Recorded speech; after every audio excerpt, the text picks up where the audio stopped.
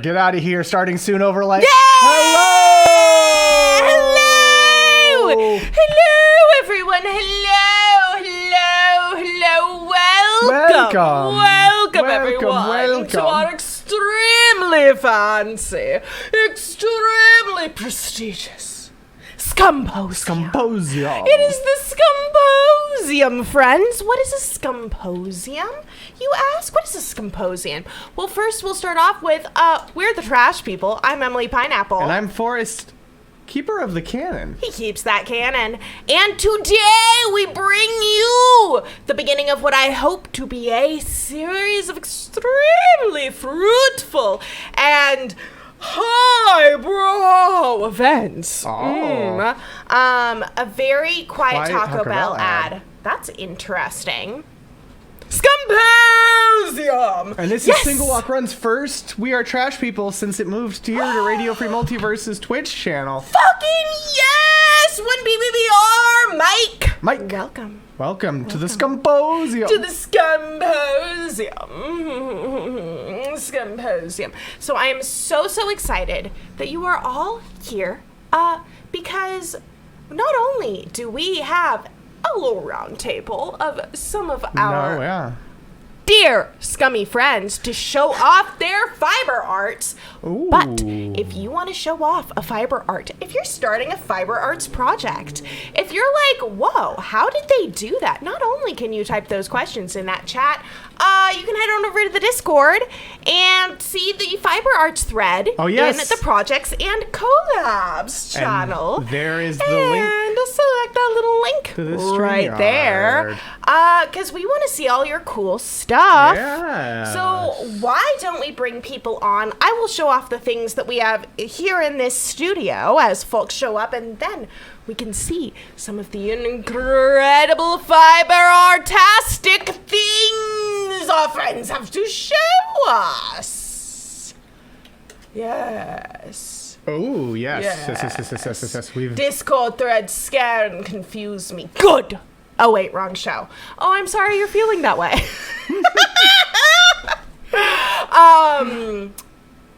I have found that I quite like them. I had no idea how threads worked until I started one, and then I was like, oh, this is really useful. I like them. I like it because I enjoy reviving the podcast The Ride thread whenever an episode really grabs me. I think I don't entirely understand how they work yet. Boys. But I will know. Boys. So in the spirit of, boys.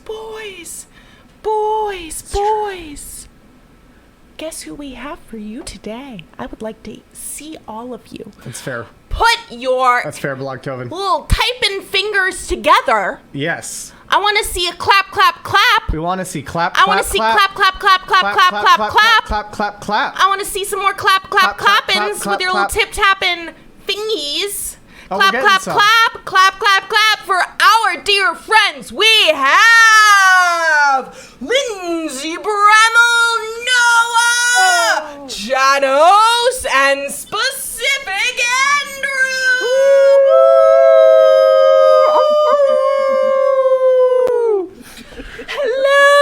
Hello. Welcome to the first Fiber Arts Scumposium.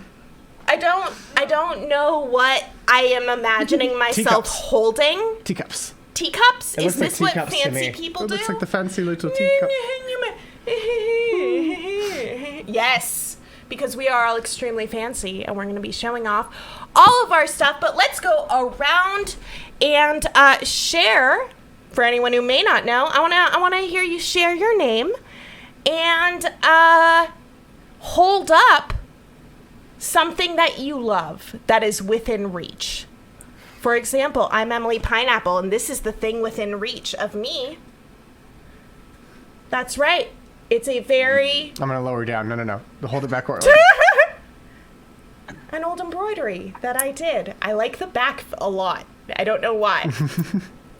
Of a bunch of different Star Wars ships, because that's what I was playing with at the moment. Let's go on to Lindsey. Yeah, and second, loving those bangs. Third, loving that cat. That is a good fucking Ricci right there. I love this cat. He is my cat. What is his name? Sebastian. Sebastian. Not very happy right now. Named after Sebastian Shaw of the X-Men. Of whom? Of course, of the X-Men. Who? What is his X power? We have had this conversation on the show I'm sure we have. Who the fuck is Sebastian, you guys? Kevin Bacon I'm played him in honestly X-Men unsure. First Class.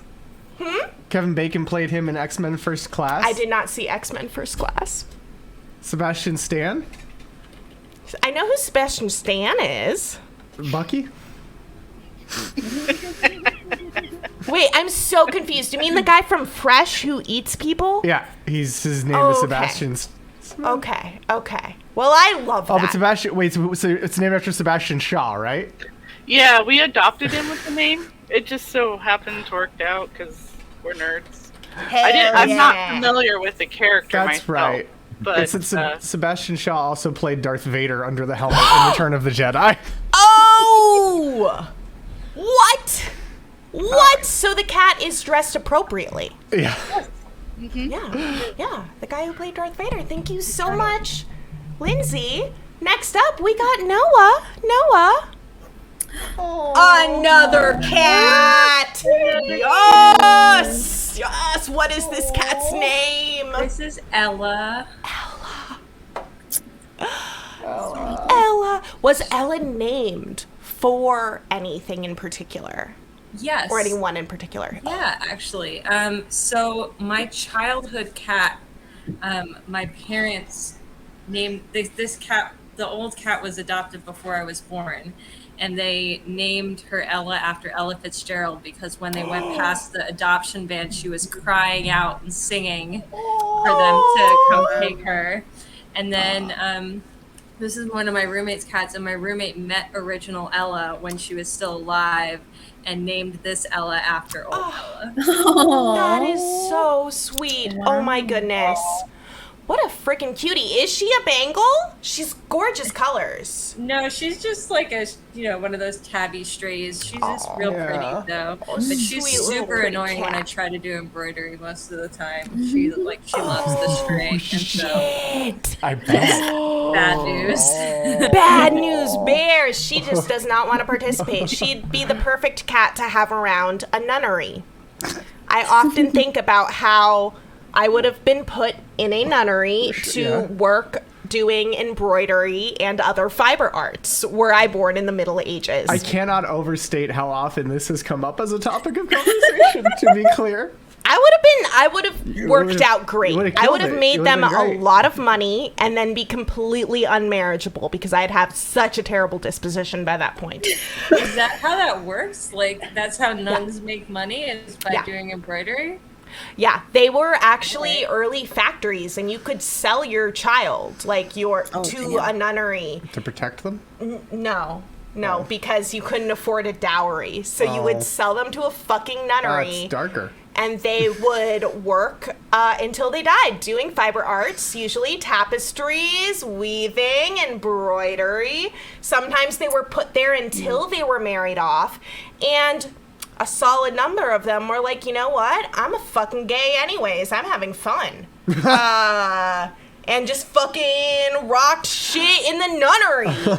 And that's what's it doesn't up. sound like a bad life. No. No, No. you end up in the right nunnery. Like, Except for there what were some... Boyd pointed out with the glasses thing, though. Oh, yeah. I had LASIK surgery. I 100% would have been a blind person in the past. Yep. Oh, the Automod is censoring Alice. Let me fix that. Alice! Or not Alice. Automod! Stop censoring Alice. Oh, yeah. That's Yes! true. Yes. Benedetta. Lesbian nun movie, Benedetta. I was going to say there were many, like, very high class, like, chill ass lesbians who were like, I'm going to just go be a nun and own this nunnery and just invite all the lesbians to come be nuns. And I'm like, please, yes. Hell yes. Thank you so much, you. Noah. And thank you, sweet little Ella. Hello. And next up we got Janos. Hello. Hello. Janos. I cannot physically pick him up, but here's my thing I love. Oh, Sleepy Grover. Grover. Sleepy Grover. Grover looks like the kind of creature that could provide fiber for arts. It has been seen on the internet of people who have woven things out of their dog's hair. And yes, his hair is a type I could do that with if I were also insane or, whatever it takes to do that. It wasn't really made to grow back all that fleece like a. Well, he does have sheep. hair. Like, he doesn't shed. Like, he just shave off his hair. You have to give him a haircut. Yep. Whoa. Wow. Mm-hmm. Yeah, it just keeps growing. So Meet if I that collected it, I could do it. That dog. What if you were to be handed an item of fiber made from fiber provided by Grover right now? What would that item be, and what would you make with it? So this could be like, I would get like a sheet of linen or a ball of yarn. Well, my imagination would be immediately that you'd spin it into yarn, I guess. Oh, yeah. I guess. But, you could do, like, what would you want to make with it? Like, your favorite version of the fiber art? Well, I haven't personally worked a lot with, cloth. I've done a lot more with thread, so... probably for me would be like knitting something. Hell yeah. A knitted sweater, so then I could look like him. We could stand next to each other and match. That's so cute. Oh my god, I love that. It's never going to happen. I'm sorry. He doesn't get enough fleece. But we have a good question from the audience. Is that Marceline's base? It absolutely is. Yeah. Oh, This is my. gorgeous. I brought this, but it's not like fiber art. But I brought it anyway. Who cares? It's gorgeous. That's great. I'm really proud of this. I can't fit the whole thing in the screen. Here you go. So, I made it for a Comic-Con style thing. Yeah. And so, this part and this part is like foam. Ooh. And this part is just a wood 2x4. And I got real bass strings. I was gonna say, I really thought that was a real bass. Yeah, it doesn't do anything. So good. But thank you. I love this. Yeah. Wow. Stunning. Hell yeah. Yeah. Thanks. Thank you so much, I dressed up. I had a Janos. whole costume. I did the whole costume. Yeah. That's so cool. Oh my gosh. If you have any pictures that you would be willing to show. Oh my gosh. I better yes. find one quickly. We would be happy to share those. We got to put some pickups in that thing. See how it sounds. Jinx. We don't have a Jinx bumper yet. No, I need to make one. Yeah. You're a failure. No, you're not. I love you. Let's talk to Specific Andrew. Welcome. I do not have any pets, and I feel very...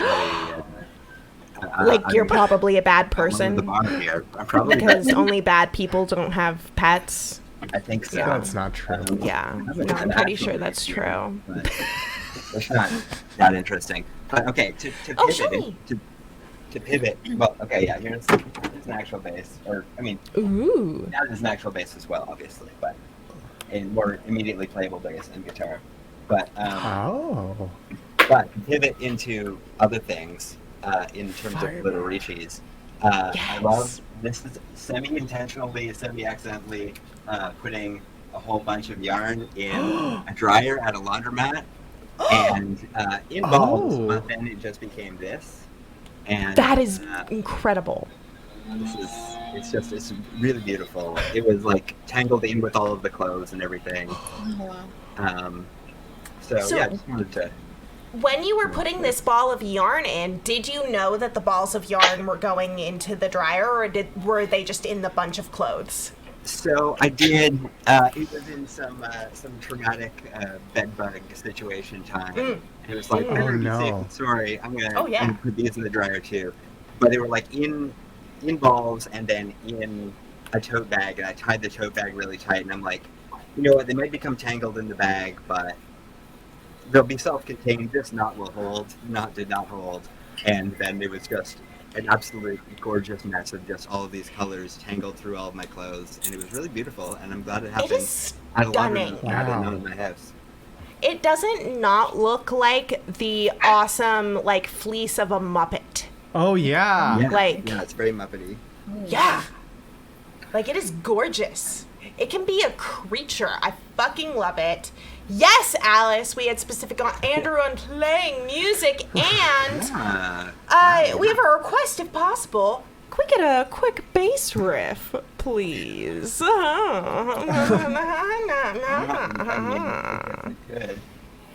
don't know. It's not plugged into anything. Hell yeah! Woo! FIBER!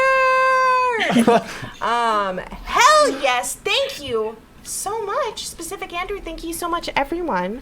Next, I would love to just go around and have everyone show off a piece that they love, and I think we can just like sort of go in a circle chatting about each piece. How does that sound? Or does anyone have like a, oh, I need to be out by like sooner, which is absolutely fine, because Fair. I was just like, probably 40 minutes for me, I think. Okay.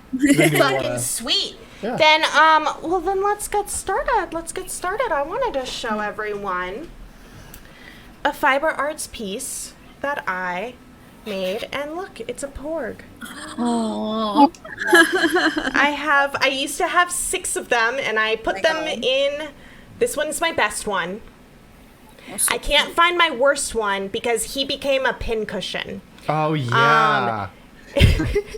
So it's just sort of like this horrifying little thing. But yeah, these are little dudes that I crocheted when I was crocheting, and it was a very fun project to figure out using yarn sculpturally, which is something that I still really enjoy. It reminds me a lot of making wire sculptures, and I'm kind of like, ooh, one long string of thing that I can make into many things. Ooh.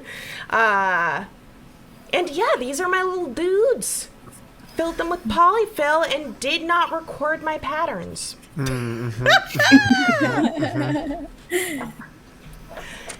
Hell yeah. Noah, why don't you share something with us? Sure. I got a pile of goodies here. Let's see. Okay, so I'll do one of my recent thread painting pieces. Oh, gorgeous. How do you even do that? Like, Yes. So beautiful. that's so Yeah, tell us about making this piece. Tell us about thread painting, what drew you to it, and how you how you brained to make peace. Yeah. So one of the first pieces I ever did was a bird of paradise. And it was like kind of thread painted style before I knew what thread painting was. So it was like a lot chunkier and didn't have like as like the colors weren't really like blended together. But I started learning thread painting like properly a little while ago, and like picked up a book on it and watched a little movie and was like, okay, this is like a technique that I want to learn. And it's basically using this stitch called long and short stitch, where you do staggered random stitches, and it creates this like kind of like paintbrush blending of thread colors, because you can't like blend thread obviously. So by doing this technique, you can get like the blending of colors. And yeah, I'm pretty happy with how it came out. I'm like constantly seeing things that I'm like, oh, I could improve on this. I could learn. I can do better. But it makes me excited because I'm like, you know, I did the other Bird of Paradise a couple of years ago, and I'm like, this is really cool. Like, what is it going to look like if I do this in 2 more years? Yeah. Oh my god, I can't wait to see that. I love Have that a idea. wall of birds of paradise. Yeah, right? Oh my goodness. I have a question, or I have a thought. A thread painting was the first thing that I ever stitched as well. And of course I do not have it. I was like, I want to embroider. So before looking up any instructions, I just did sort of a thread painting style of like a portrait of the 11th Doctor Who. Oh, yeah. And I find it really interesting. When you started and you did your first piece that was like thread painting without knowing it, do you think that that's like typical of people starting out with embroidery? What do you think the like draw is, you know? I think that it's kind of like a freeform style. So like my very first piece I did was just like I learned a bunch of stitches and it was like a sampler. Like I did a bunch of stitches in borders and I was like, this is this stitch, this is that stitch, and here's how it looks in different colors. But if you want to create like imagery that is more realistic, the only way that you can really do that, I mean, it's not the only way, but like I feel like the best way to do that is through thread painting. And it's kind of, I find that, and I've told people this, that like the best way to approach thread painting is like let chaos reign. Like, you really can't, like if you're doing long and short stitch and you're like, I'm going to do this one this long, this one this long, and you like make it into like kind of a pattern, it doesn't get that blending as well. Yeah. So when you do like really random and like don't think about it and be kind of chaotic with it, that's when you get the best results. And I think that's great for like someone starting out, to like not really have to follow rules. You're so dope. I pulled up here to share just from Pinterest. Sabbatical. Yeah. A little, yeah, exactly. A little sort of thread painting example for people seeing sort of like the long and short stitch of it. And just a close up on that blending. Isn't that stunning? Amazing. Yeah. Wow. I follow that person on Instagram, and they just came out with a book about just doing pet portraits. Like their whole thing is pet portraits, and they sell pet portraits for like $1,000. Yeah, no doubt. I mean yeah. I see why. Perfect. Yeah. Look at that shit. Honestly, it's worth that much for sure. Like at least. Oh my god, yeah. Like, I feel like that barely pays for the labor of making something that detailed. Yeah, it's really hard to price stuff.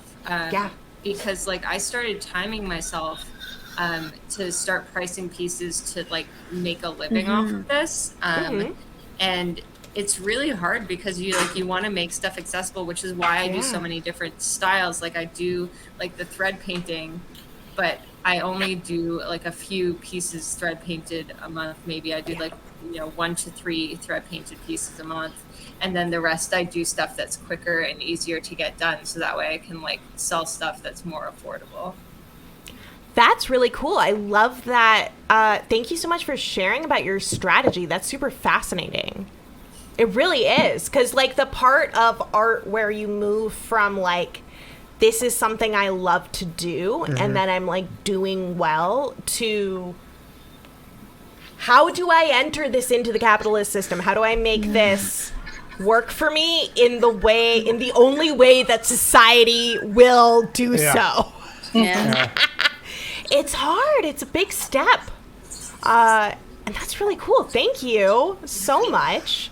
And it looks like we have a new guest. We have another guest coming to join us. So let me add them. Let's add them in. Hello, Wizbeff. It's a Wizbeff. Hello. Welcome, Wizbeff. Welcome. Welcome. As you have just arrived, what we did at the beginning is we introduced ourselves and then grabbed something nearest to us that we loved and showed it off for the camera. Do you have a little Rachie? Yeah, sure. I introduced myself. I'm very shiny. I have really bad lighting, guys. I don't do this thing. It is all good. You are super visible right now, and that's all we need of light, you know? So my name is Elizabeth Wizbeff, and I live in Brooklyn. And I'm gonna grab this I worked on this project a long time ago where I had to go buy things for people to destroy, and instead I would just thrift things for myself to keep as well. Hell yeah! And this was a dish that I got for like 25 cents at a thrift store. That's a really cool dish. Oh my god! I dig it. What drew you to that dish? Well, as we will talk about, I love grids. And pattern, but also, so we have the strict linearness of this, but then the curve of the dish. I felt it was a nice juxtaposition. Yeah, it is a very nice juxtaposition. Thank you so many much, friends Wizbeff. Here that I've like never talked to. So many friends. I'm so excited. Let's talk to Lindsey. Lindsey Premmel. Okay. Hello. Show us something that you've made that you're working on. It fell over. Oh no. Okay. So I'm very new at this. But I'm learning along the way. It's loom weaving, but with a round surface so that you can pretty much make anything into the loom. That's amazing. So it's got some fringes, some loopies, it's got some furry stuff.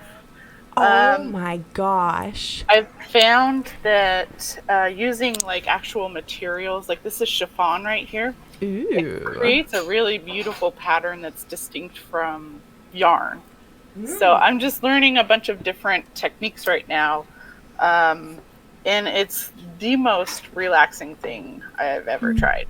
Because if you make a mistake, it's super easy to undo it. And yeah. Show me how you work the loom. So I've got First a little off, I'm extra adoring here. all the different textures. Thank you. And like colors. Like that is just a gorgeous like art piece. Show me how you loom it. So I've got a fresh one, which I can show you that with that one.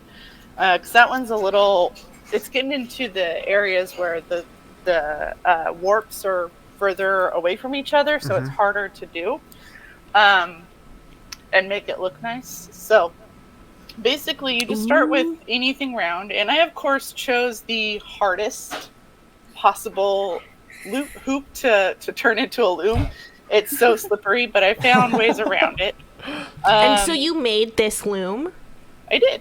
I just bought the hoop and then I threaded it, which was these warps like to move around. So it was very difficult at first. But I found if you put a bulldog clip around the last one that you've done, it makes it easier. So I'm learning. So basically you want to have your yarn cut out ahead of time because you're going to be moving it around and it will get tangled easily. So you just want to start with kind of a shorter I'll get piece. the ladder. Oh, I got the ladder. And I did not set this up to really work with this. Steven set it up for me. So basically you start by tying a knot, and you can start it really anywhere, it doesn't matter. I'm going to start kind of in the middle here, and then you just move it down, and basically you're just doing a simple weaving motion. So we started with our knot below the work, so we're just going to go up and down. So it's basically in and out. And then the biggest thing is to not let it go all the way around, because the yarn will get caught and then it's really hard to pull it through tightly. So you go through a couple and then pull it all the way through to the end. And what's nice about this kind of gold color is that it shows through and it makes a lovely starburst. I really like that. Yeah. I was admiring that on the That's so good. And it stands out better with the darker yarn. I just happen to have this lovely orangish yellow color. And then you just keep repeating that until you've got a good length that you want to keep. I find that it's a little boring to keep going all the way through the round. So I've started just making it shorter, and then like just going blocks up of color. Yeah, and the fun thing is, like, you can do it like just like a solid block, or you can shorten it along the way and make it a rounder shape, which is pretty easy to do on this. So Hi, Stephen. there are a couple other things that Stephen you can Premmel. do. He's right back there. So I've just learned how to make loops, which is a lot of fun. So, what's he doing back Sorry, there? he just looked up at us. He's frozen. He's frozen. Hello, Stephen. He's putting together our fan. Who is this mysterious individual? It's the ghost of the apartment. This is performance art. Wow. Yes.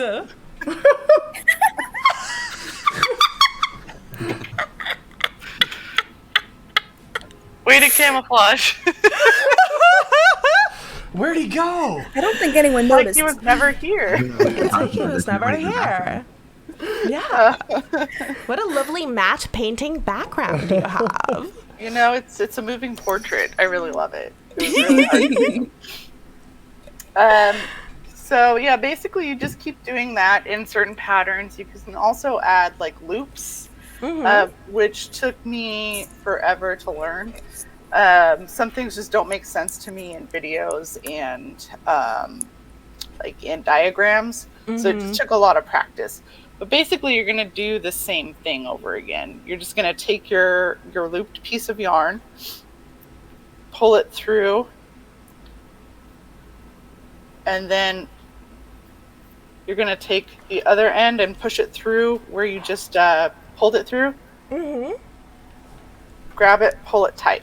And then pull the rest of it through.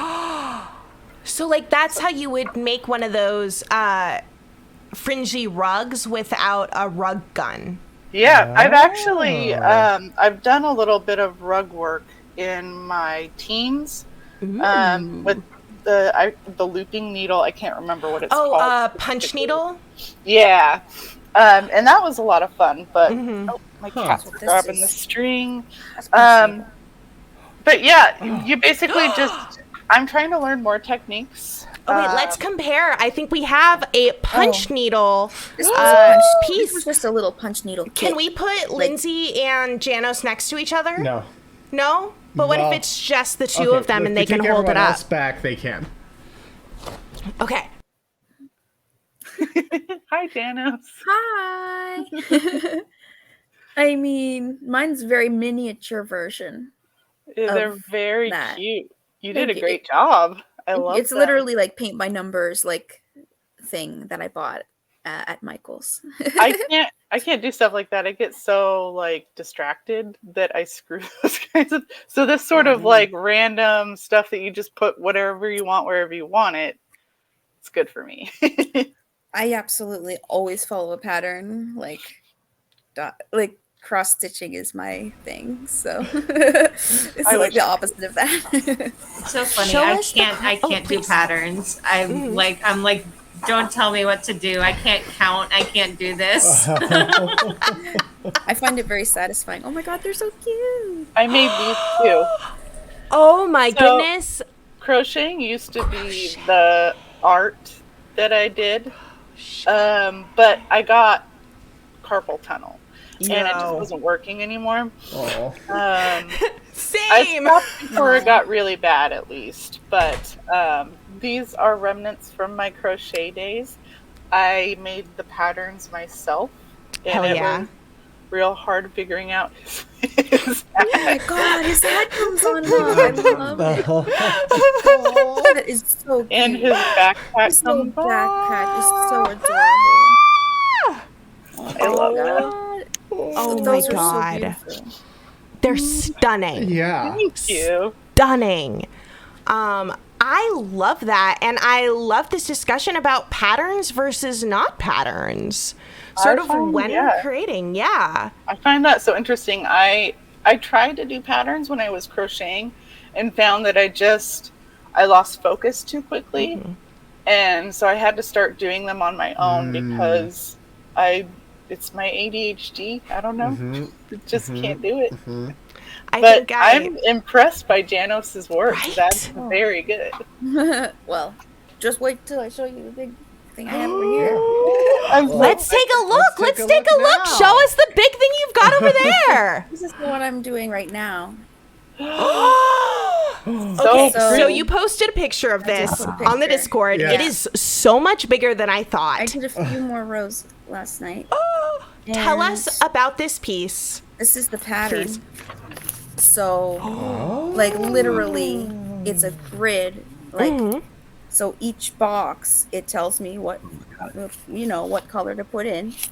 And each box goes with a different thread. And so literally I've been so meticulous. Like, I've been trying not to make a single mistake in this. Yeah. It looks absolutely perfect. Tell us about your process, like matching the little squares to the big map. Because I know I've used patterns where in embroidery I would use transfer paper. So like I would draw a thing or print out a thing and put it on. Yeah.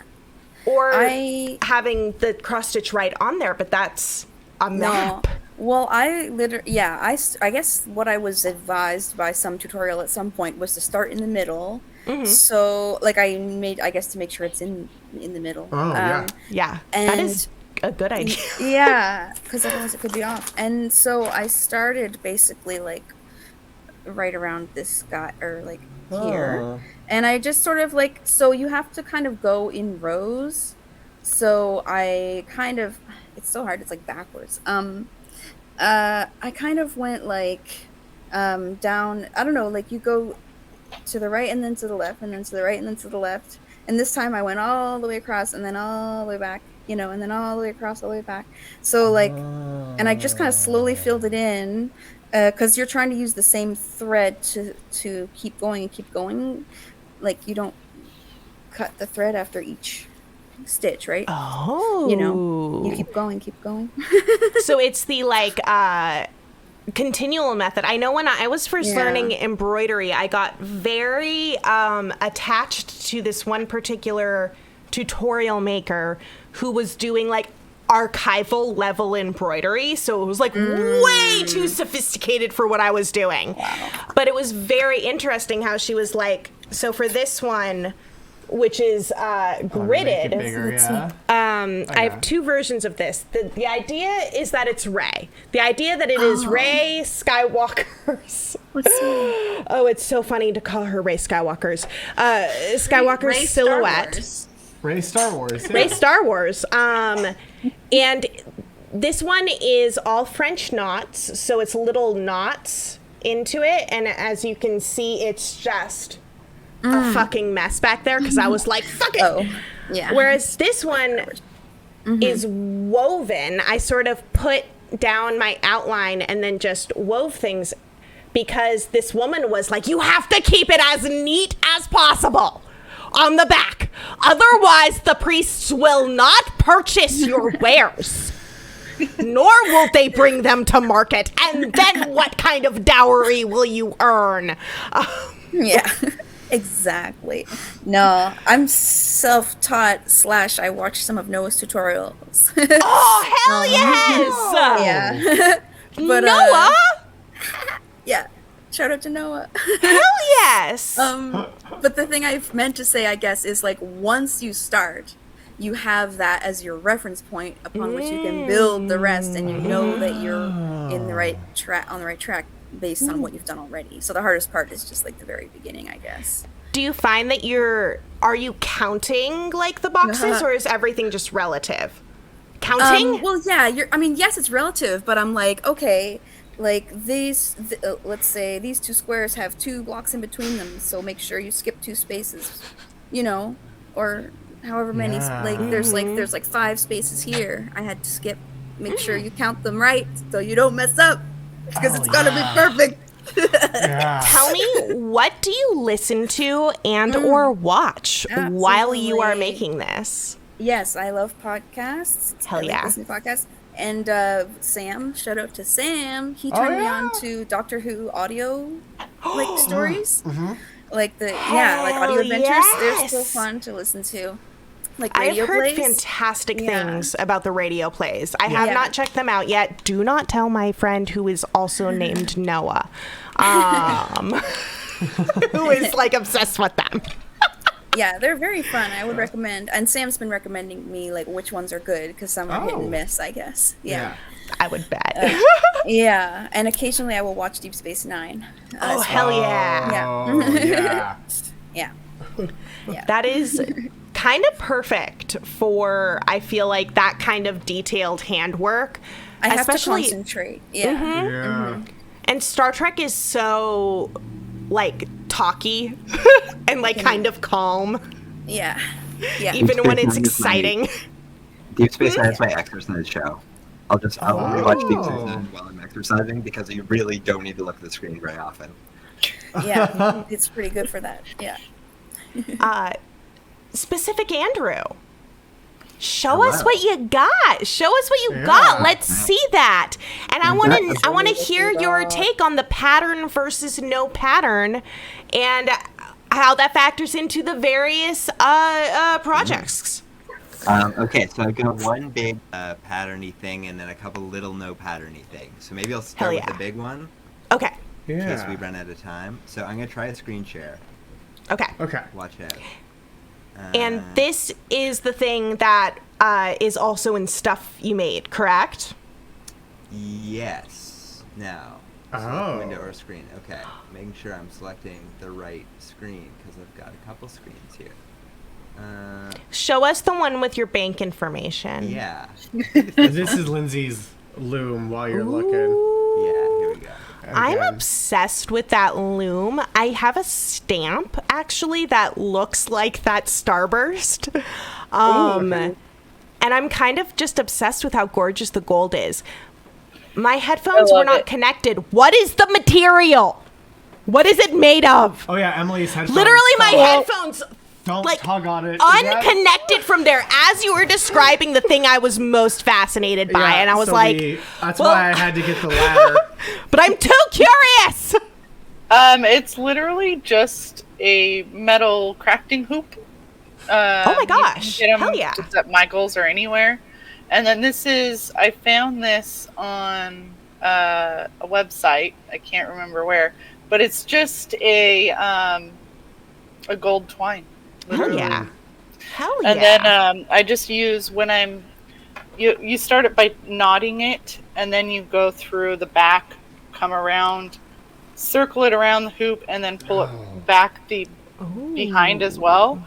So I just found that just a little bulldog clip solves the problem of these slipping, and you can make the tension as tight as you need to. Hell yes! Oh my goodness! But also, no pattern. I'll bring up what Andrew shared. Yes. Yeah. Okay. Tell us. So these are fucking everything. These are raw from the camera, so there's just a lot here, and we can just kind of jump around. So this is a project that I just completed last week with my partner Alex, who I think is watching, and I invited her, but she preferred to be behind the scenes. But I'll drop her. That is super fair. Hell yeah, Alex! Her plug. Fucking love our lurkers. Yes. Here.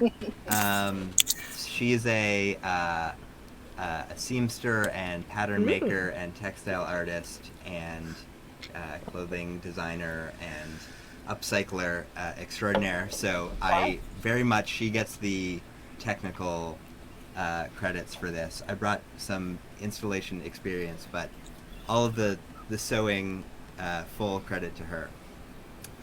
So yeah, this is up currently. It'll be up till the end of the month. If anyone finds himself in St. Catharines, Ontario, near Niagara Falls, check it out. What it is these 4 windows that are they're images. They're like kind of samples of imagery from stained glass windows around St. Catharines, around downtown St. Catharines, and we made them out of different. Oh no! Andrew, I am so sorry. Yeah, we've lost your but audio. robots do not want us to know robot-y and then cut about out this entirely. art. Yeah, the robots. Hello. Oh, now There you're back. we go. You're good again. I could hear you. Okay. So I didn't panic. Yeah, this is all upcycled fabrics, mostly bed sheets, curtains, and some end of the roll black velvet that we actually were able to get from a craft material or fabric material store inside the Textile Museum of Canada. If anyone's in Toronto, check that out. Big thanks to them. They just had remnants. Yeah, they've got a little workshop space in there with remnants for sale for really cheap. That's incredible. I'm a big fan of remnants. Yeah. I'll get you some, Andrew, find some daytime photos as well. Can we show off your partner's Instagram? That's fine with me. Awesome. I mean, I figure if they're plugging it, because I gotta show you all these fucking things. I must show you because they're gorgeous. I found their Instagram. Yeah, Alex, if you're watching, you have to. If it's not okay, send me a message right now. You have to stop screen share because you have one currently active, and then. No, yeah, yes, please let us know, okay. And we won't archive it, and we will get rid of it if you want. It is okay in all cases. Hell yeah! Okay, good. Because I really want to show this. You didn't have to stop. Emily had to stop the one that she Emily had going. would have had to stop. Yours is good. Look! Behold! Oh, wow. Everyone check this shit out. So this is some gorgeous quilted stuff. Okay, I'm going to get another prop for this as well. Just 1 second. Hell yeah. We have robots once again, very angry. Oh, that's so cool. This vintage quilt scrap top. That's so great. Oh my goodness. So basically it's creating new clothes out of old clothes, which is so cool. Yes. Just a beautiful little top. Self-draft sewn out of vintage fabric. Ooh. And contrast binding. I now know what contrast binding is, and it's glorious. Stunning. And then y'all are gonna peep this this fucking embroidery. You're all gonna go crazy. Look! Behold! Behold! What? Right? That's why I was look at that. Wow. Look at that. Oh my god. It's everything that is stunning about a sketch, in a sketchbook, especially the black. Yeah. I am such a sucker for just how pretty black looks on a white paper. Yeah. Just the line, and oh my incredible. God. Trying up hoop butts. Hell yeah. Stunning. Freehand! Hell yes. Oh my god. It looks like a blind contour and I'm dying. This is what I wanted my embroidery to become. This is where I was this, I will be this incredible of an artist. Oh my god. Okay, I'm told they're all free motion stitch on the sewing machine. Oh my god, what? Wow. Oh my god. Yeah. That's so cool. Who here has used a sewing machine? Raise our hands. Oh, fuck yes. Let's share sewing machine stories. May I ask what the handle is so I can see it? Yes. I'm linking it again. It is Too Bad. Potatoes Molasses has used a sewing machine. I find sewing machines incredibly complicated and hard to use. Also, speaking of Potatoes Molasses, are you good with a show? Things from the Void sent us things by Potato Molasses to show off. I'm so excited about this one because I want to see. While you cue that up. Oh, sorry. Yes, please. While you cue that up, I just want to show off so I can take it off because it's very warm. As made famous from the finale of the box show, where I was wearing this jacket. This is a birthday gift that Al made me. Made out of blankets. Oh my god. It looks extremely so good. cozy, and it has little secret embroidery messages throughout it. Oh my god. It's incredibly romantic. That's amazing. Stitched with love. Oh, holy crap. That's the But it's also sweetest very thing. warm, so I'm going to take it off now. Fair enough. So you can wrap yourself up in the warm blanket of love. Oh my goodness. These were the things that yes. Potato Molasses did that we were sent by Things from the Void. Behold, y'all. Whoa. Motherfucking Little felting. Felting. That's Who here so has good. felted? I have not felted. I'm raising my hands to demonstrate. No one's felted. Those little glasses. Right? They so cute. Wow. Look, we don't even know if that species has hands. Butterwato! Oh my gosh! These are absolutely adorable. Felting is something that I absolutely wanted to get into, and never did. It's once again like I just love me making some 3D things.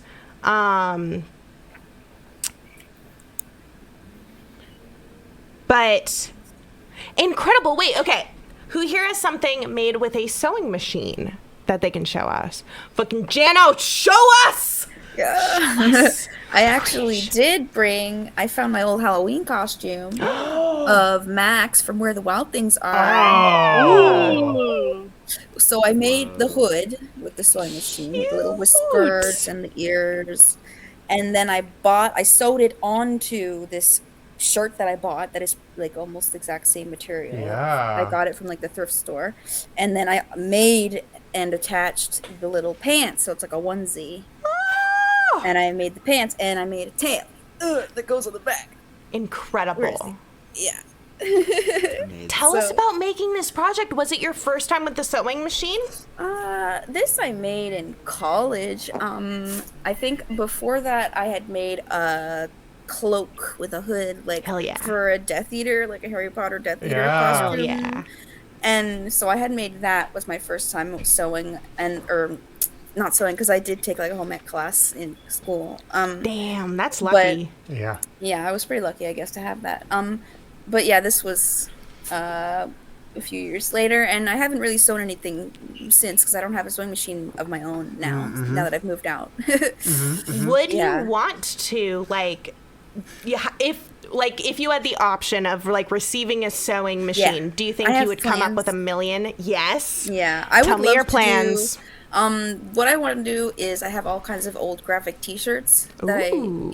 I loved wearing graphic T-shirts, but eventually, you don't wear them, or you just have so many of them that I want to put them in and make them a quilt or something. Oh. That's the one thing I've used my sewing machine for. Is I made a T-shirt quilt in high school, and then I had another set of T-shirts, and I have a half-finished T-shirt quilt now because my sewing machine jammed up, and I put it in the closet, and I have not touched it since then. Yeah, I don't know like how to do it, but I want to learn. I want to do that. Like I've been saving them. Yeah. If you know Yeah. how to sew already, it's so easy. Because it's the only thing I can do, because you literally just cut out squares and sew in a straight line. Yeah, if it's It's straight very lines, simple. you'll get the hang of it Nice. very quickly.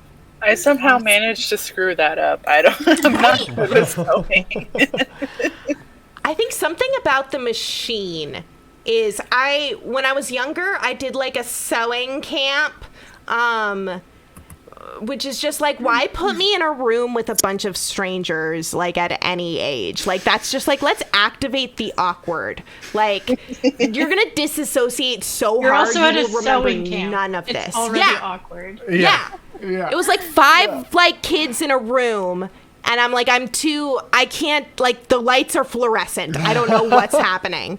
Oh yeah, Things from the Void pointing sorry. out. That was a That was a nunnery! Sorry, Janos. What were you saying? I was No, not at sent all. to a nunnery. I was just gonna say I found the Marceline costume picture as well. Yes! Oh my goodness. So I'll share my screen. Yay! I'm going to do this. Where the screen is this. Okay, there we go. I can got bring it? it up now. Yeah. Oh my god. Wow. Oh my god. So Amazing. perfect. Thank you. Yeah. Oh my gosh. I loved it how it turned out. Yeah, I still have those opera gloves and everything. Wow. It is so cute. The only way I know that that's not Marceline is that you are not purple. Yeah, I tried to put like white makeup on, but it didn't really like look good. I also have a few pictures of other cross stitches real quick if you want to see. That's the Wow. That's the first one I actually made. But again from a pattern, always from a pattern. But Yeah. that's like That's so that's good. super stunning, and the ability Yeah. to follow patterns is its own skill. Yeah. Thank you. Like it Yeah. really is. Like Absolutely. Nice. I sort of you know, people have their own ideas of like you don't follow a pattern. Are you really an artist? Or like, you just work from a pattern. artists make the Like, patterns. are you really an artist? It's like, no, they're all artists. Yeah. like, Gotcha. Yeah. It's a Dude, good point. they're all Yeah. artists. This ended up being a Christmas gift for my mom this year. Oh, cute. Yeah, you like that? I have a couple more. This I one, love it. this one I have in person here. Oh too. my gosh. This hasn't made its way to its recipient yet, but this is also a Christmas gift. Tell me what this is. It's it's visually stunning. It's Majora's Majora's Mask. Mask. Zelda. Yeah. It's from Zelda.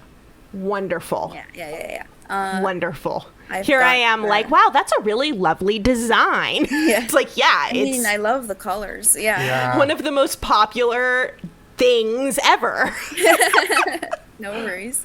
That was another photo of the thing when I started it. Oh, that's really Yeah. cool to see the in progress after having seen them further along.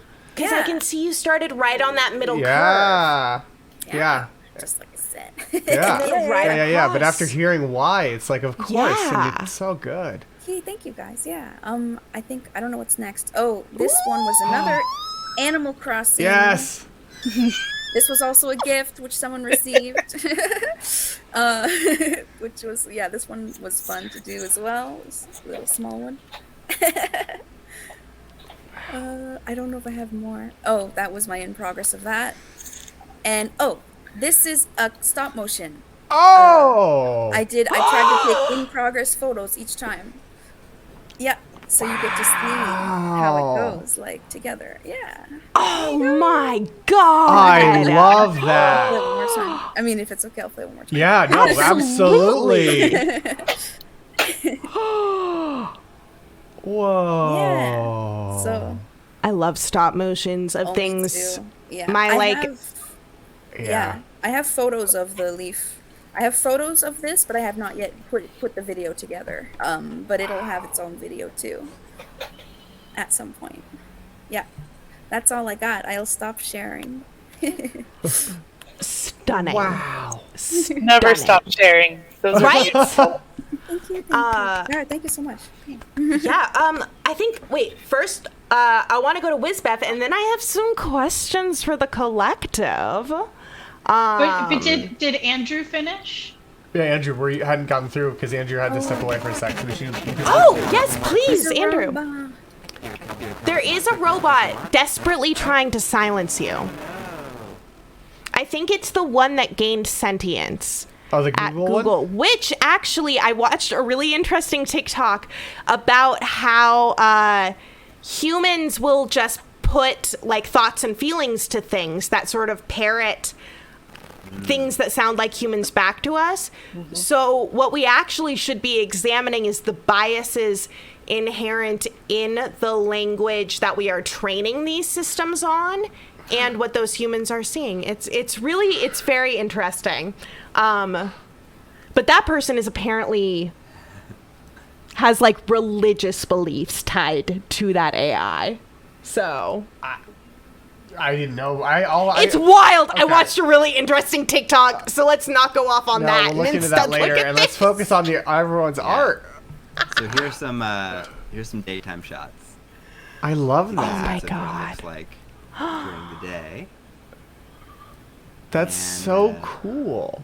Yeah, so the idea was so that it's like it gives the vibe inside of like, you know, being under a sheet, being in a blanket fort, being in a room with stained glass, and then also then at night you get this like this glow. Now, are these patterns based on real stained glass that exists in the world? Like specific ones? Exactly, yeah. In this neighborhood where oh my gosh. So we walked around, we took a bunch of photos, then went home, did like mock-up, like Illustrator drawings of where all of the lines would be, then blew that up to full scale. So these are about 6 feet tall. And then what program did you use to blow it up to that size? We used a pencil and paper and a grid. Nice. Nice. we used a classic 1-inch grid equals a 5-inch grid, I think. Something like that. Hell yeah. That's so much math. I'm so impressed. Yeah. And that's absolutely Alex's forte is pattern making, so she was able to plan it out, piece it together so that it could be sewn functionally. Wow. And it took a lot of work. Yeah, how do you sew a round shape on a flat pattern? Very carefully and skillfully. I did not do the sewing. I did a lot of the layout. I did a lot of the cutting. Okay, I have word from my correspondent in my ear, the words very carefully, with like a lot of L's. Hell yeah. I love it when that's like the answer to the crafting question. Yeah. You're like, how did that happen? And it's like, you just do it like a lot. You learn the skills in a professional slowly, context, and then you utilize them. And so many pins she adds. You make a lot of mistakes. That's how you do it. Yes, it did happen the way you think it did based on this. And yes, it was as difficult as you think it was. Yeah. Yeah, so it's like, we were I'm super not happy stupid. with it. I'm just not patient. It's incredible.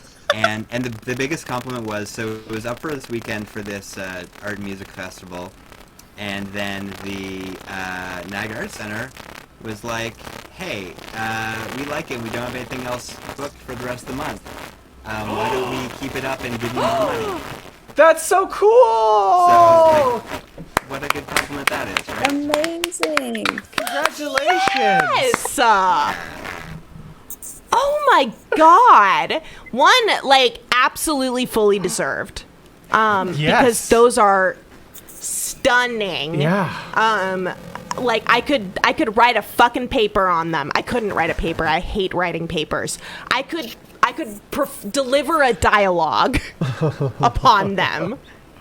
They're so incredible. They're so incredible. Back to the previous question of pricing and things. We didn't make these for sale, obviously, but we did, have a budget and sort of worked out. And I was sort of thinking, like, okay, like let's think of this as a job.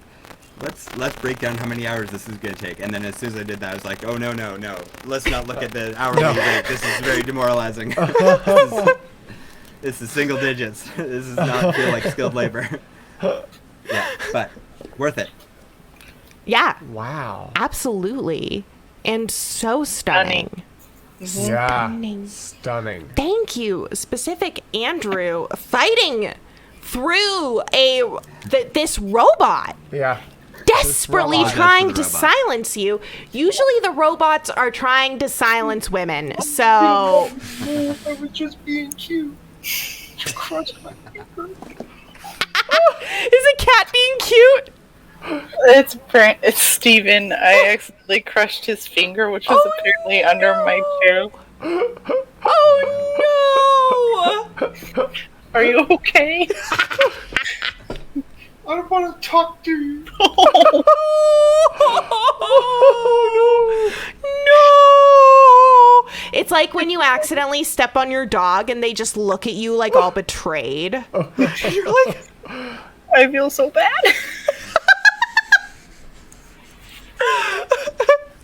I kissed it better.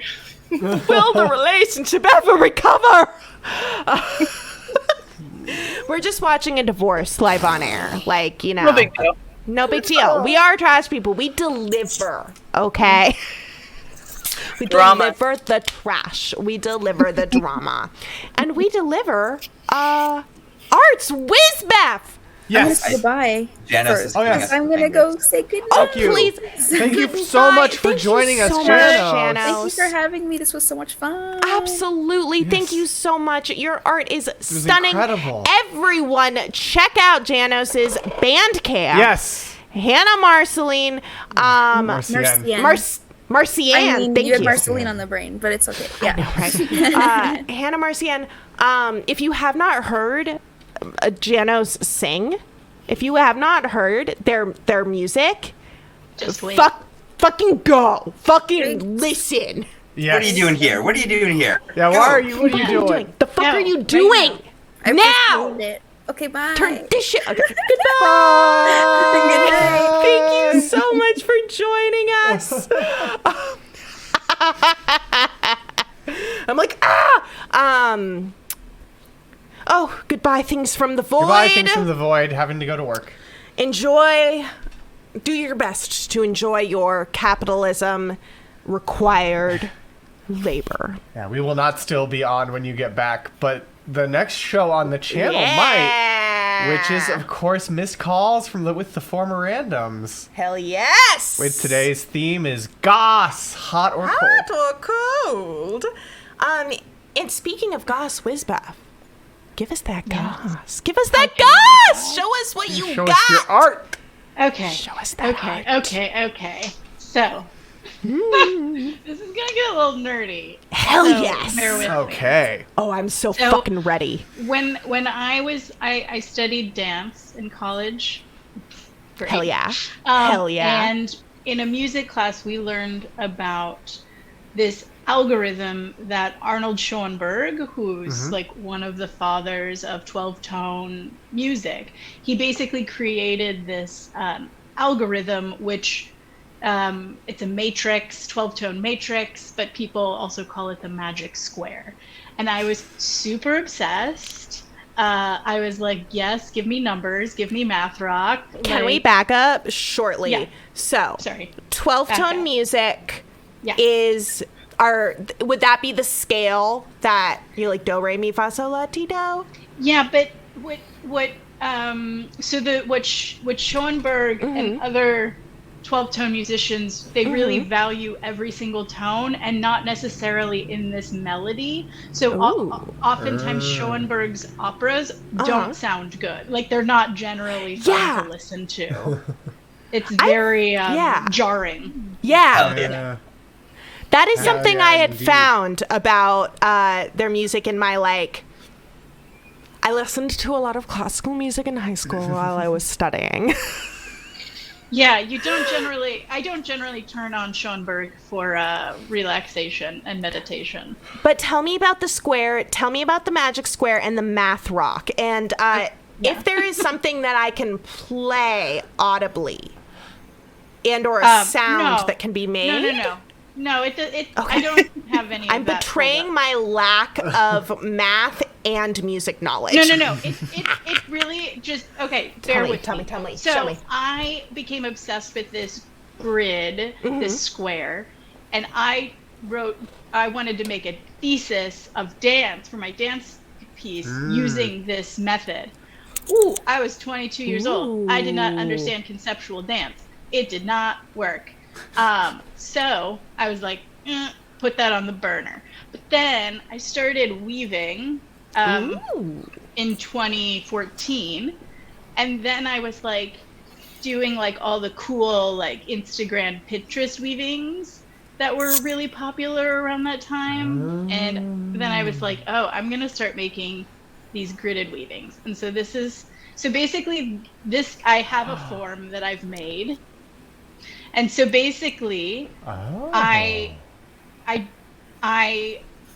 you have 12 numbers. 0 through 11 is how they use the matrix.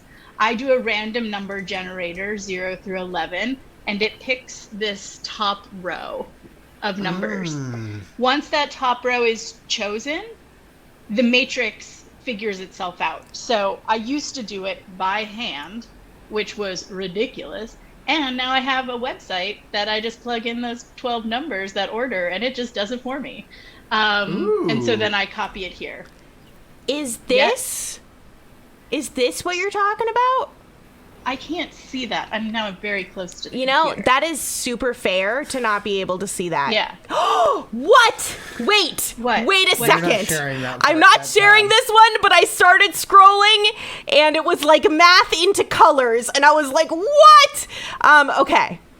I just clicked this. I hope that this person, I hope I'm not showing you Nazi stuff. This looks like nerdy shit. Don't show Nazi stuff. Don't show We Nazi don't like that. things. Okay. This is what I saw and I was like, what? Because I was trying to look up Magic Square stuff. This is just about modernism. Oh wait, scroll back up. Scroll back up. Is that Polyakov? Who's that? This individual? Oh, that's music. Gradsky. Oh, I see Third Reich. I don't want to read that. It's about the Second World War. Just because this is going through Oh, boy. history of because That World happened. Wars happened. Yeah, Famously, I was yes. just looking up musical magic squares and runs. It's okay if I'm not going to understand this because No, I mean, I don't really. I can share some things later. absolutely fair. I if want to I have a whole find them. conversation with you about this nerdy shit. But show me So basically, this matrix. what I do is, it's backwards. I'm so dumb. I assign every number a pattern, Okay. and then I weave It's really backwards. It's really fucking me up. I weave every number individually.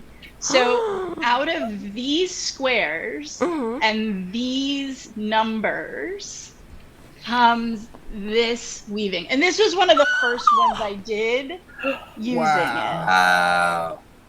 Oh, So it's my very God. abstract. It's very abstract. I do it square by square. And I stick to, I'm very rigorous. But then, so I have, Blogtoven, here's a funny thing. Let me tell you something. People used to say, when I made these, everybody was like, oh my God, it looks like a QR code. And it made me so angry. But about a month ago, no, 2 months ago, my 3-year-old started seeing QR codes places and he points to them and says, Mama, your work. And I'm like, oh my God, shut up. Oh my God. Incredible. So cute. So I was very anti-color for a long time and only wanted to do black and white. Yeah. And then I'll just show two more recent ones. So then, I've also just done, these are just really weird, lines and squares. But then I've started since probably the last however many months using color. I don't know which is the actual correct way for this one. It's probably this way. Ooh. So, I lost my headphone. Wow. So again, they're just very abstract. But essentially, it's all about me creating 12 unique squares and then remaining faithful to those squares. Wow. And there have been many, I have lost many a weaving from messing things up. But yeah, so that's what I do. That makes my brain so happy. So cool. Thank you. Do you It do makes my that? brain happy too. Do you do that on a loom? Got a bump. Yeah, so this is the loom I was gonna show. So I have a loom that's it's extendable, so I think it can go up to 3 feet tall. But so this is my current. This is my current green piece. Oh my God. And I always have a base in here because I can't keep a straight line worth Fair shit. enough. But yeah. So when you say you're going square by square, is there like could you like show us like what one of the squares is, or is it the whole row? So this is a square. Oh, I think it's off. Yeah. That's a square. Okay. There we go. That's a square. That's a Oh, square. I see.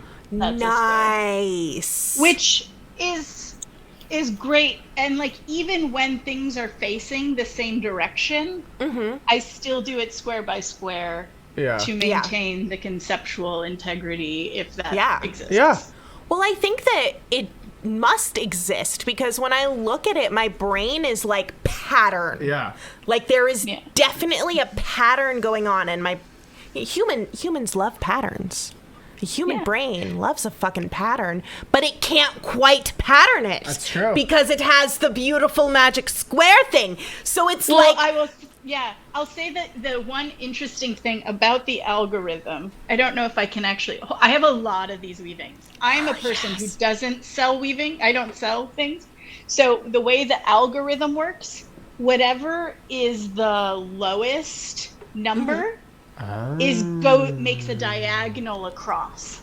So on this one, because it's a triangle, it's like one of the triangles, it actually feeds through from the bottom all the way through the top. Oh my God, I didn't even see that part of it. I feel like I would, this is the kind of thing I would love on the wall because it's just something you can stare at and see new things every single time. Thanks. That's incredible. Tell me about, please. Oh, I just wanted to jump in and credit Wizbeff for last year. I was like, maybe I want to dabble into weaving. And she gave me some weaving tips and where to start. And did a handful of things, just sort of little sketches, but it's very satisfying and very, very fun.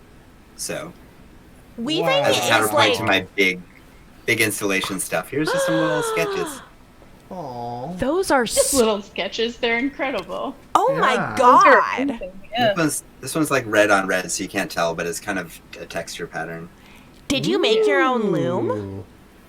No, I bought just like a little one. It's just like Hell yeah. about a foot long. I feel like weaving and fiber arts, but like weaving specifically. Like, let's talk about human evolution through the various like Homo erectus, Homo habilis.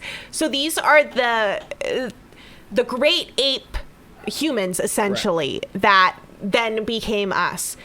Literally, we're making textiles. Humans became humans knowing how to make textiles. Like, we were not humans before we were already passing down a base of knowledge that specifically, like, was about fiber arts and making fucking textiles. It just feels like it's such a human thing to do.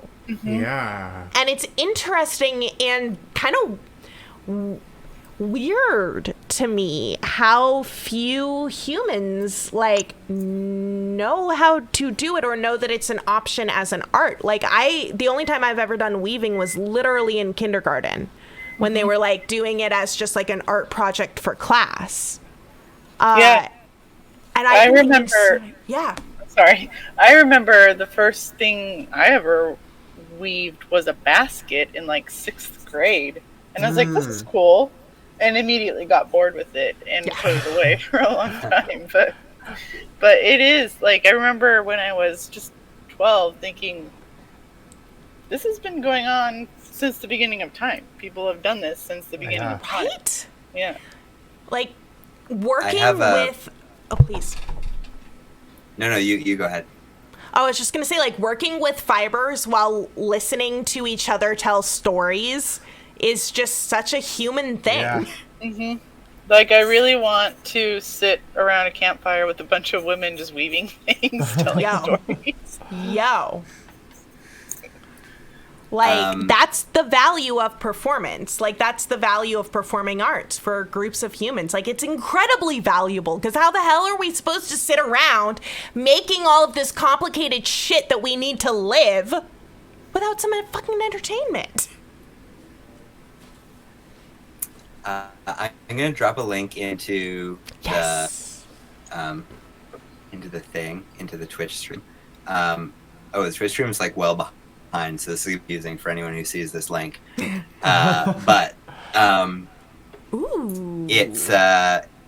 it's a piece from I did a couple years ago. It's like a research residency thing, and it's about linen, damask linen weaving and jacquard looms in Northern Ireland and like labor and politics. So if you're going to open that, turn off your pop-up blocker.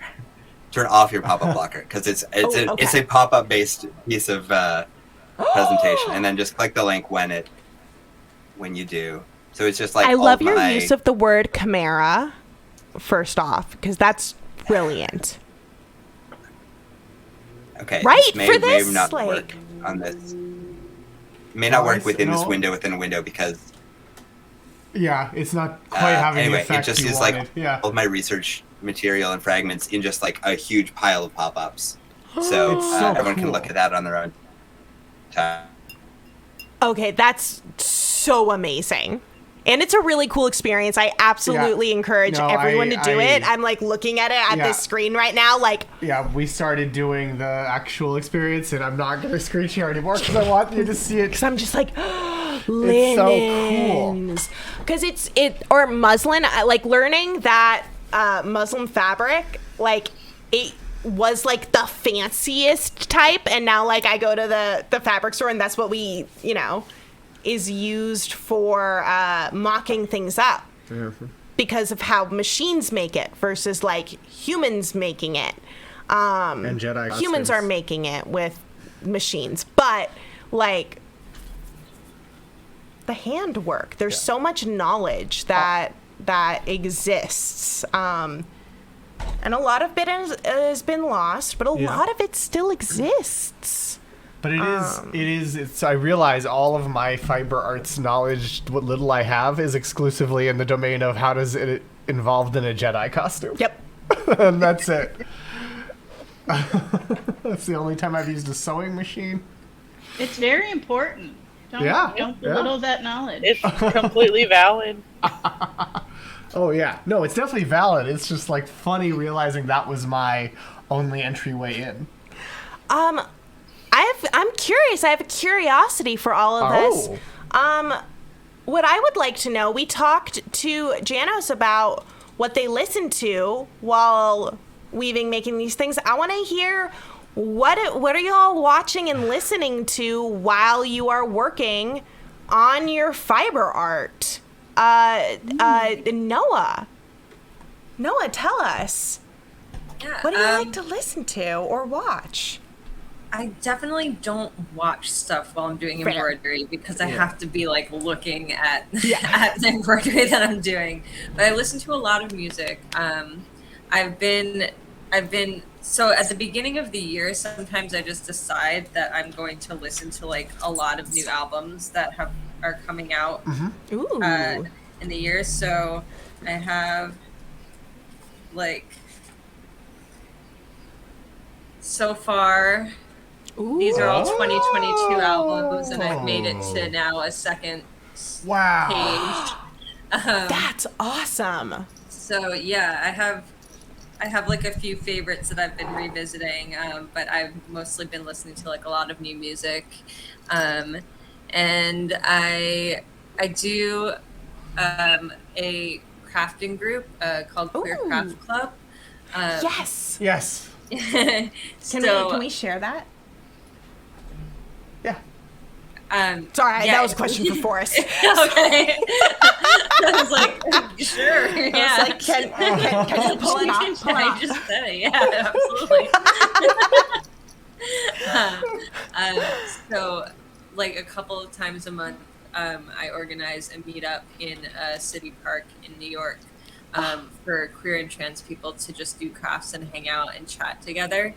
And so I really like to be able to like do a little bit of like social crafting too. So if I'm at home, I'm just like listening to music or zoning out, but a couple times every month I get to like hang out with other queer people and like just talk and have social stuff going on while I'm doing my crafting.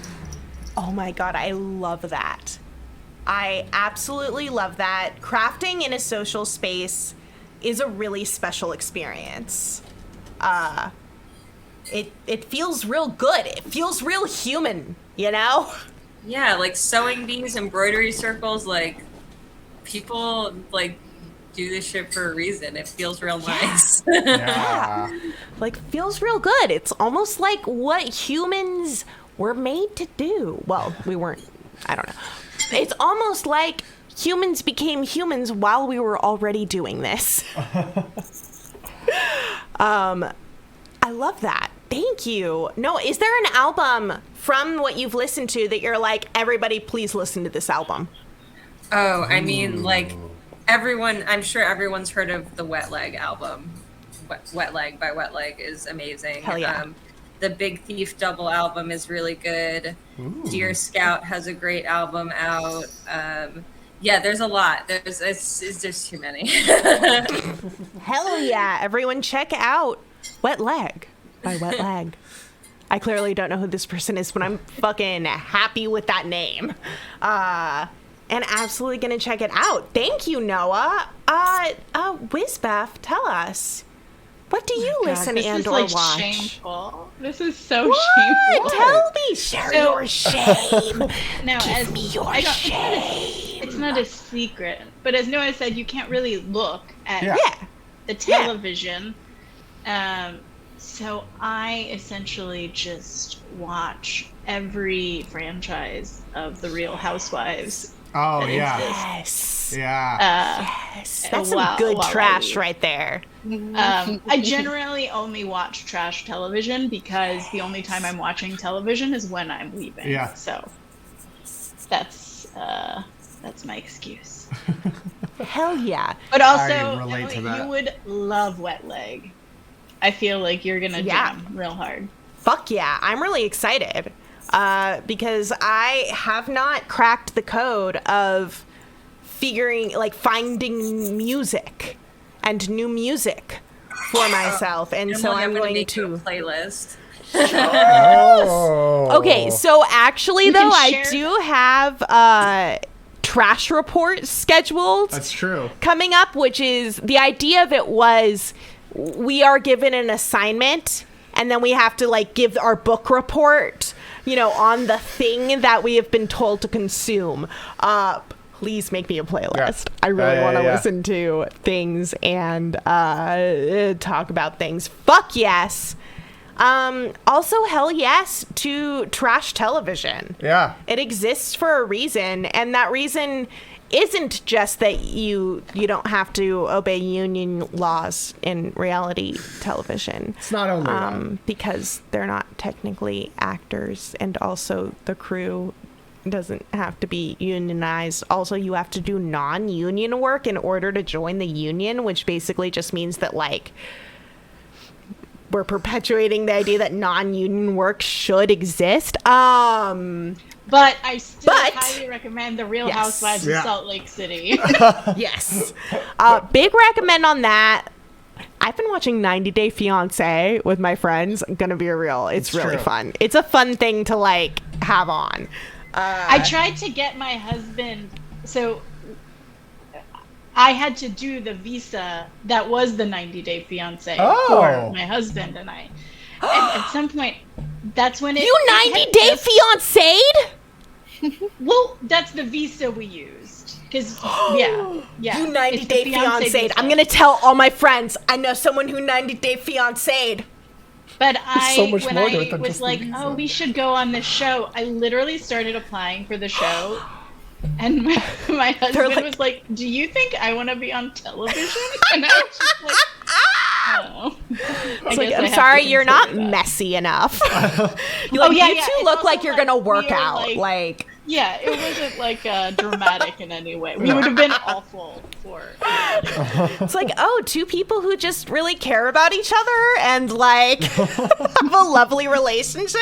So our friends have been doing, they had been doing Bachelor Haven, where they played Gloomhaven and watched The Bachelor, but now they're out of Bachelor, so it's 90 Day Haven. Yeah, 90 Day Haven. They hadn't is what quite we've been settled on calling a good it. name for it yet.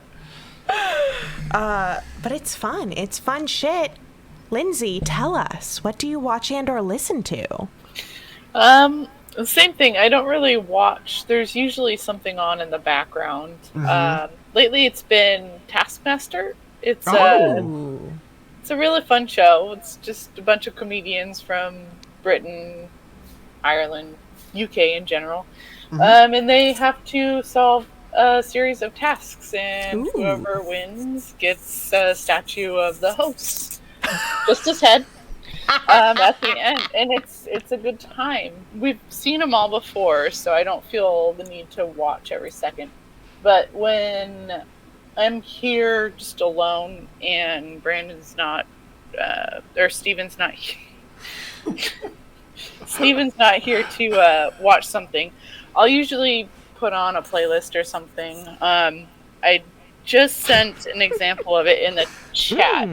There's a lot of what I would call good mushroom music in there. Hell yeah. Lots of like heavy instrumentals and things like that. But mostly I just like to listen to things that are a little more complicated sounding, things that I don't necessarily want to sing along with, which is a thing that I like to do in the car a lot. And I get a lot of views from people around me just laughing. It's a good time. Hell yeah. Who cares, right? Bring joy to the world. Yeah. Exactly. If I can inspire some laughter in someone else who doesn't know me, I figure that's an accomplishment. So. Yeah, sorry for bringing more joy into the planet. Exactly. Like, and lately I've been really into 90s music. From when I was growing up, like a lot of earlier Tool stuff, a lot of early, a lot of Nirvana stuff. They don't really have recent stuff.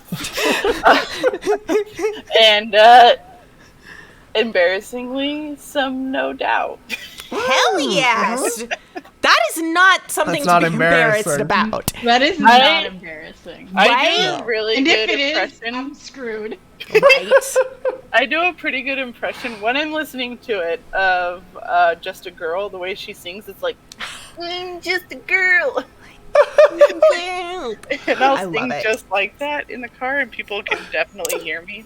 Great. I love that song, and it was also the first thing I heard where I was like, feminism. I know.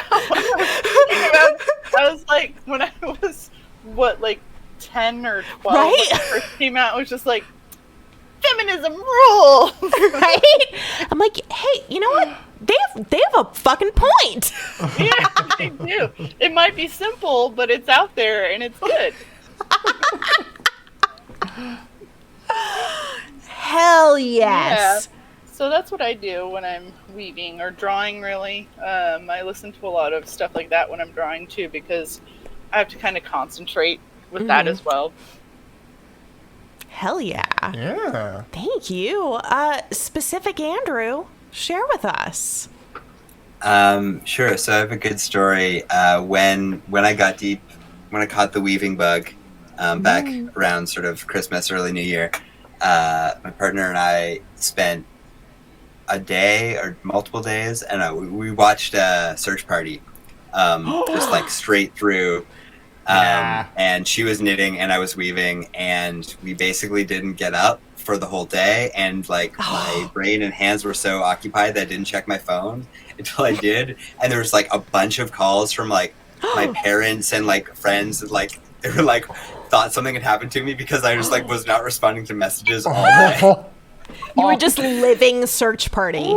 And it was like this could have been something I guess really I have to embarrassing. disappear now. Exactly. It wasn't like, oh my God, I was on a bender. I was like doing something, I was hiding from anyone. It was like, no, I was at home watching TV and weaving, and it fully took me out of the world for like a day or more. Weaving, not even once. Yeah. Not even once. It's dangerous. It's dangerous. Dangerous. It's dangerous. I love that. I also enjoy... I'll enjoy a TV show, but I will not be watching it, sort of when I'm making stuff. Lately, I have been doing a lot of stamping things, and I have been listening to Dune Chapter House. Yeah, Chapter House Dune. Chapter House Dune, that's right. It's the 6th and final Dune book written by Frank Herbert. Have I read all of the intervening ones? Absolutely not. Absolutely not. Why Chapter House, Emily? Because that's the one where the Bene Gesserit, the strange religious order that he has invented for his invented speculative future. Basically, nunnery. Should be noted. Should be noted. Physically nunnery. In which the Bene Gesserit work with the Jews. Yes, the real, actual human group that exists right now that he has placed into his projected future that has no other actual, real religious groups, and instead just sort of uses elements of them to be dismissive. You know what? I was so curious, and it's very funny. Forrest, you get a Twitch Emmy for that. Oh, yeah. Thank you. I was going to say, let's all clap for Forrest. That was incredible. Thank you. That's my guy. I knew where she was winding up to, so I was like, okay, wait for it. Like a YouTuber that I love who talks about sci-fi was like, yeah, so why are the Jews like Jewish humans like I'm just like, oh goodness, you are a white liberal person from San Francisco who did a bunch of shrooms, aren't you? Oh, you really think you're being complimentary here, aren't you? You silly man. So yeah, Dune Chapter House, it's fun. I've been enjoying it. I've been listening to Podcasts The Ride. A lot of it. I also listened to The Silmarillion. Yeah. Fewer oddly dismissive versions of real actual human religions that exist. Instead, a thinly veiled metaphor. Yes, like thinly veiled metaphors, and then just the fucking Jews. Like, Yeah. you know, he was sitting there being like, I love doing speculation on world religions and societies. You know who's really interesting? Oh, Frankie. Like, dude, you couldn't even give us a different name? When I was Frankie. little, like, when I was, like, 13, my brother was, like, 5 years older, and if I ever wanted him to drive me somewhere, he made me read the Silmarillion to him as he drove. What? Oh, wow. It's just, like, the worst. Wow. Oh my god. It was the worst thing. Wow. That is not a fun reading aloud book. No. No, it's It's really dense. not. And It's so, really like, dense. for Christmas one year, because it was, like, you know, a long time ago, I'm old, I finally got him the Silmarillion on, like, CD, so I didn't have to do that. Yes. Yes. It's literally a history book. Yeah. Like, it is calming to listen to as you fall asleep. Oh my. Friends, I have another question for the collective about fiber arts. Oh. And the process of creating, sort of when you are working, what is there sort of a, like when you are starting a project, when you're thinking of new projects, do you have a modus through which you are typically thinking about, oh, I'm gonna like start it? So like, for example, I'm often thinking like, how can I make something three-dimensional? How can I make stuff that people are gonna handle and people are gonna hold and use, and sort of thinking through that. And I know Wizbeff, you're sort of thinking like, what is the conceptual mathematical way that we are going to like what math am I gonna play with to make this art? Would you agree with my conception of what you previously stated, and does my question make sense to anyone? Yeah. It's okay if it doesn't. I would say that I actually don't think about math at all.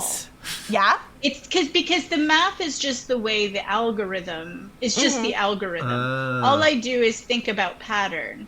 And I specifically don't know what I'm going to be making. Like, I never work out what the pattern's going to be. And like right now, you know, I take a lot of inspiration from other artists and I see a lot of work, and I work at a museum, and like I'm constantly taking in things, so I'm inspired.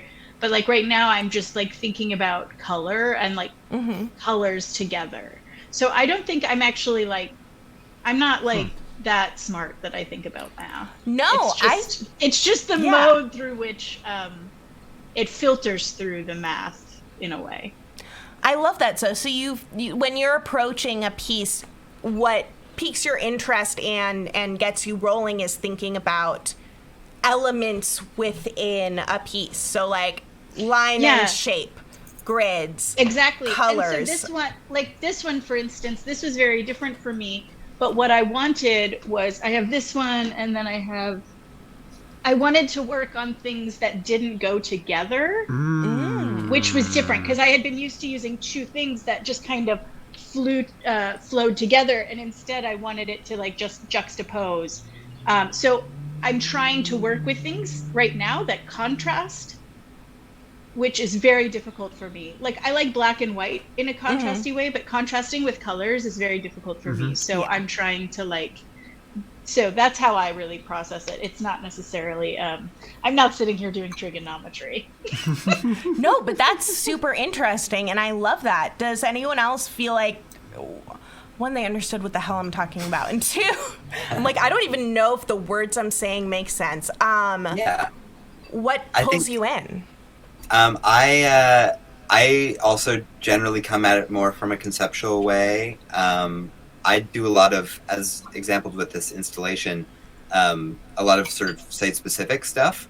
And in this case, it was collaborative, and textiles really worked for the concept and the site and everything. But I will typically work with different materials and different sort of things based on what the piece is. So a lot of stuff I do is video or projection based.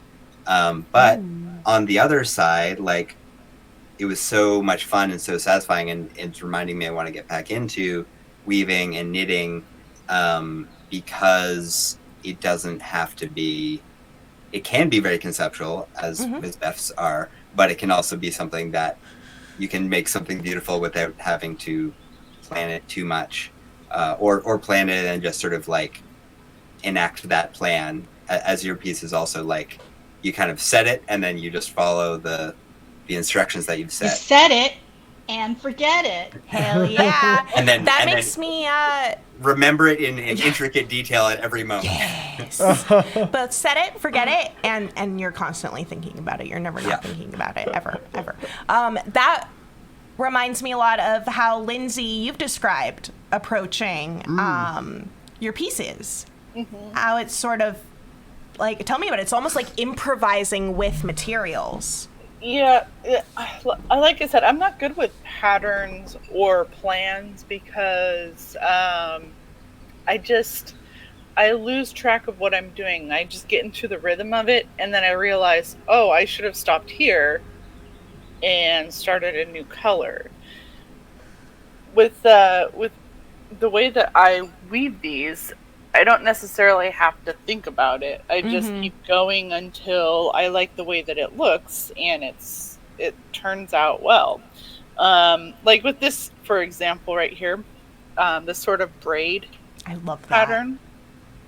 I realized once I got to a certain point that I had all of these different lengths of shapes under here, and it was not quite, in a round shape. It's almost a quasi L or J shape. But I still like the way that it looks. This is just what works for me. Literally, I have kind of a good eye for color that works well with each other. Just from years of drawing and years of painting as a kid, etc. And I just kind of picked these yarns at random and this chiffon fabric at random, and it all just sort of worked together. So anytime I notice that I've got too much of one color, I'll go to the next and just add some extra details and things like that, because this area was looking a little flat to me. So I added this fringe here, etc., etc. It's just, it's what works for me. I would love to be able to do what Wizbeff does or what Noah does, because it's incredible. And it's different stuff, and it's different styles. But that's the thing, too, about weaving that I really love. Oh, I'm big again. Oh, God. My weavings are not technically difficult. It is just a flat weave. It is just over, under. That's all it is. And it's just the pattern that makes it interesting. But what I love about weaving, my mom was a crocheter. She tried to teach me to knit, and I was too uptight and too tight. I couldn't like chill out and like make something.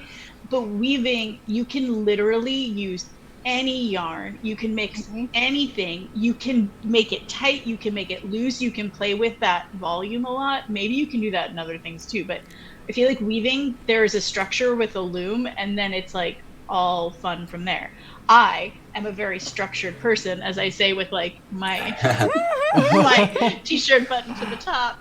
But I think weaving is very fun that way. It's very freeing.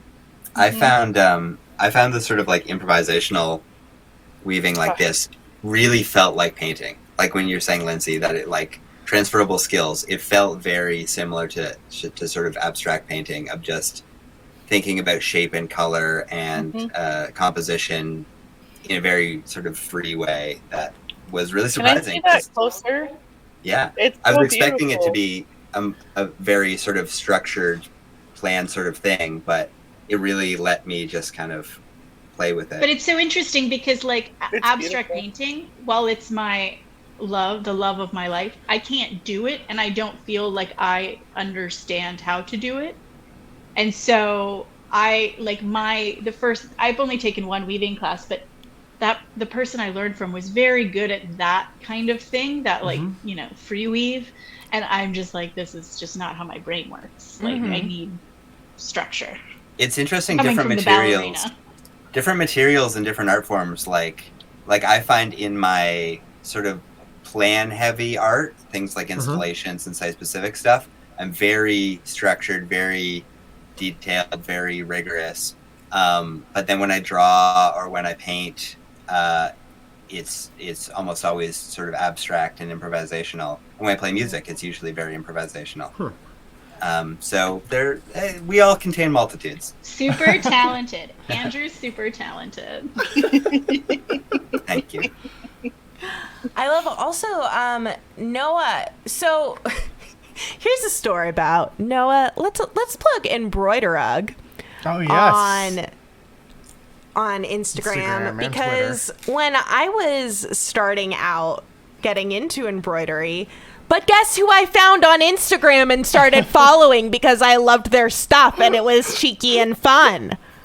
Yeah. I had been following you for like years. Yeah. And then of course I like stopped doing embroidery because my hands were messed up and then I met you and I was like, wait a minute. Oh my god. That's so wild. Right? It is just wild. Oh, we have a commute update. Commute update from Things from the Void. 100-degree weather. Not so good today. It was wild out there. 100-degree weather will do that. Only 35 miles per gallon today. Oof. That is a great commute update. But Noah, what I loved a lot about your work was that it felt unstructured in a sort of way where it was both very structured, but not from a pattern or like from a specific plan, which I really connected with because if there's a pattern, I can mess it up. If there isn't one, then I totally meant it to be that way. Tell me about that dynamic. When have you used patterns or like stitch guides, etc., and how do you feel like that works with your work? Yeah, so I don't do any patterns, but I do sketch out my designs ahead of time. So I will, if I'm doing like lettering, I'll usually I'll look up fonts and trace them. And if I'm doing like something from a photo reference, I'll do like a digital, I'll do a digital tracing of the photo of like the lines that I want to keep in it. Or if I'm just doing like a little flower or something, and I'll sketch it in a sketchbook. And then I have these heat erase pens that I use to draw on the fabric. Yes. Which are friction. Absolutely. Is that the friction. one? Friction. Yeah. So I will like sketch it out on the fabric and then follow that, and then erase with my hair dryer in the bathroom. But yeah, it feels like magic. It really does. It's incredible. Yeah, I mean, I feel like I'm not as like moved by an artistic spirit as some of the people on this stream are. A lot of it is like, oh, I've got a craft market coming up. I've got to make a bunch of hoops. Hell yeah. Red button, red button, red button. But yeah, I mean, as you know from like my Instagram, like I started, my first piece I ever did was an UGG or an depending on how you say it. And I just started doing that word over and over again because I was like, it's just like such a feeling, it's such a mood, and I can just take this thing that I don't have to think about what my subject is. Excuse me, I don't have to think about what my subject is. I can just learn new stitches and like do different things, just using this this like template that I have of this word. I mean, behold the work I made inspired by yours directly. Oh, let me make it. They're little bats, and around them I put shit insane, like that shit insane, because I wanted to practice the lettering, and I was like, it's so cool when you just like pick a word and iterate on it. Yeah, I have a few of my most recent Uggs. Let's see what I got. I've got, like, I do like little basic ones. I did, speaking of the French knots, I did a French knot one, which I have such a love-hate relationship. And like, I don't, yeah, these things take forever. I don't know why I do them. And so, and it's like, it's the most frustrating thing, but like, you get the idea. You're like, this is gonna look so cool. But I back my hoops with fabric, so you can't see the mess on the back. Sneaky. That's a good idea. Yeah, I just finished this one today. Oh my god! That's embroidered? Wow. Yeah, so it's satin stitched. Oh my god! And then That's incredible. In the white. Thank you. It looks like you just painted it. It's right? Yeah. Oh, good. The lighting is, Or the even lighting like is doing a cleaner. lot for It's like it looks like a silk screen. It's so flat. Right? If you know, when you see it in person, it's not that flat, but it's some of the best that I've done. I'm pretty proud of that satin gorgeous. stitch. But yeah, I did at the last craft club. We did some tie dye. So I have we did these tie dyes, and so I have now. I'm using it as background. So this is a tie dyed fabric. Amazing. I love that. Yeah, I so love that. I like to like kind of experiment with new stuff and try different things, and then if I don't know what to do, I just do an UGG. Yeah. I love it. Well, I love it. Friends, thank you so much for joining us, and thank you to Janos who had to hop out earlier. Thank you to everyone who came and bringing your questions and your recommendations and showing off your art and your partner's art. Yes. And chatting with me about ridiculous questions. Yes. Thank you all so much for joining us on this symposium. Our first Fiber Arts Scumpposium. We'll be having another Scumpposium next week. I will let you know the topic when I pick it, which should be very soon. But thank you so much for joining us. Stay here, because up next after us is Miss Calls with the Former Randoms. The incredible show. But thank you all. For now, Good night night and good and good claw.